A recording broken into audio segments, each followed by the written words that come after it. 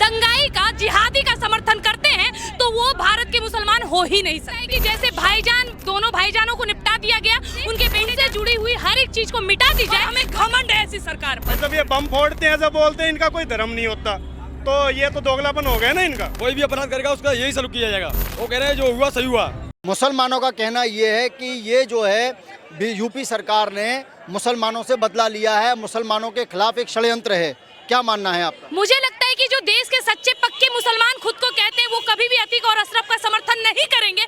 और यदि वो अतीक अशरफ जैसे दंगाई का, जिहादी का समर्थन करते हैं तो वो भारत के मुसलमान हो ही नहीं सकते। शाइस्ता फरार है। अतीक अहमद जब जेल में था तब शाइस्ता ही पूरा गैंग चला रही थी, आज भी शाइस्ता फरार है। क्या मानना है आपका? देखिए, मुझे ऐसा लगता है कि जैसे भाईजान, दोनों भाईजानों को निपटा दिया गया, उनके बेटे जान को निपटा दिया गया, मेरे ख्याल से उनसे जुड़ी हुई हर एक चीज को मिटा दी जाए, वरना जिस तरह दाऊद की बहन ने राज किया था उसी तरह ये भी करेगी। तो बेहतर यही होगा कि पूरा नदी गंदा करने से पहले उस मछली को निकाल के फेंक दे जो मर चुकी है। बिल्कुल सही बात है, लेकिन कहीं ना कहीं क्या माहौल एक क्रिएट किया जा रहा है, क्योंकि चुनाव भी है, निकाय चुनाव भी है, कहीं ना कहीं बीजेपी की छवि को धूमिल किया जा रहा है, कहीं ना कहीं मुस्लिम जो है ये दिखाना चाह रहे हैं कि ये सरकार हमारे खिलाफ है। देखिए, एक बात मैं आपको सच्चाई बता दूं कि जब तक हमारे देश में एकत्र शासन चल रहा था, जब तक हमारे देश में केवल मुसलमानों के लिए बोला जा रहा था, तब इन देश के अच्छे पक्के मुसलमान और अच्छे पक्के कांग्रेसी नेता के मुंह से चू नहीं निकली। लेकिन जब 2014 से मुसलमानों के साथ साथ हिंदुओं के बारे में भी सोचने लग गए, सरकार सोचने लग गई, हिंदुत्व को बढ़ावा देने वाली सरकार आ गई, तब इन लोगों को चनूने काटने लगे। ऐसे जिहादी और ऐसे आतंकवादी का अंजाम एक ही होगा, क्योंकि सरकार अभी हमारे पक्ष में है और हमें घमंड है ऐसी सरकार पर। बिल्कुल सही बात है। आप जो है आप लोग हरियाणा से भी आए हुए हैं, बाहर से भी आए हुए हैं, तो मतलब और आपका क्या मानना है, इसको लेकर क्या मानना है आपका? कुछ नहीं, वो गैंगस्टर था, ऐसा कुछ नहीं है कि वो मुस्लिम था, ठीक है। इससे पहले विकास दुबे वो भी गैंगस्टर ही था, ठीक है। और अब योगी का कहना ये है कि भय मुक्त, अपराध मुक्त छवि जो है वो उत्तर प्रदेश की है। वही किया है उन्होंने, उससे ज्यादा थोड़ी ना किया है।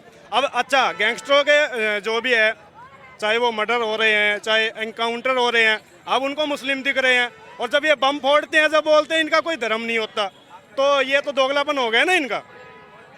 आप कहाँ से आए हैं भैया? आप कहाँ से आए हैं? आगरा से। निकाय चुनाव है, जिस तरह से मुस्लिम ये कह रहे हैं कि एक माहौल बीजेपी बना रही है मुसलमानों के खिलाफ, अतीक अशरफ का मर्डर हुआ उसके खिलाफ, कि मुसलमानों का कहना ये है कि मुस्लिम विरोधी हैं ये। क्या मानना है आपका? नहीं सर, ये गलत है, सरकार का गलत है, भड़काया जा रहा है लोगों को, ऐसा कुछ नहीं है इसमें। ये तो एक साजिश है सरकार के खिलाफ, इसमें सरकार कोई गलती नहीं है, उसका किसी ने बदला लिया है, एनकाउंटर हुआ है, इसमें सरकार कोई दोष नहीं है। योगी जी अब कहते हैं बहुत मतलब अच्छा कर रहे हैं अपने यूपी के लिए, वैसे ही पूरे देश के लिए भी। आप आगरा से हैं, आगरा के मुसलमानों का क्या मानना है? वो कह रहे हैं जो हुआ सही हुआ। हाँ जी, दो तरीके के हैं, दो तरीके के तबके हैं, दो तरीके की बात हो रही है। कोई कह रहा है कि ठीक हुआ, कोई कह रहा है गलत हुआ। कुछ लोगों का कहना है ठीक है, अपराधी को अपराधी की तरह से देखा जाना चाहिए, चाहे वो हिंदू हो या मुसलमान हो। कोई भी अपराध करेगा उसका यही सलूक किया जाएगा, ना कि सरकार का कोई वो नहीं है, हाथ नहीं है बिल्कुल भी। आप लोगों का भैया क्या मानना है? क्या अपराधी के साथ में अपराधी की तरह से क्या करना चाहिए? देखिए, इसका यही कहना है कि सबसे बड़ी बात यह कि अगर आतंक को धर्म से नहीं जोड़ा जाए या किसी जाति से नहीं जोड़ा जाए, आतंक है या आतंकवादी है या कोई गैंगस्टर है, तो उसका यही अंजाम होगा कि अगर वो इस तरीके की हरकत करेगा तो उसका सीधा यही है कि एनकाउंटर होगा ही होगा। आतंक को, अपराध को किसी भी धर्म से नहीं जोड़ा जाना चाहिए, ये कहना है यहाँ वृंदावन में आए हुए श्रद्धालुओं का। उनका मानना है कि अपराधी अपराधी होता है, उसका कोई धर्म, कोई जात नहीं होती है, अपराधी केवल अपराधी होता है।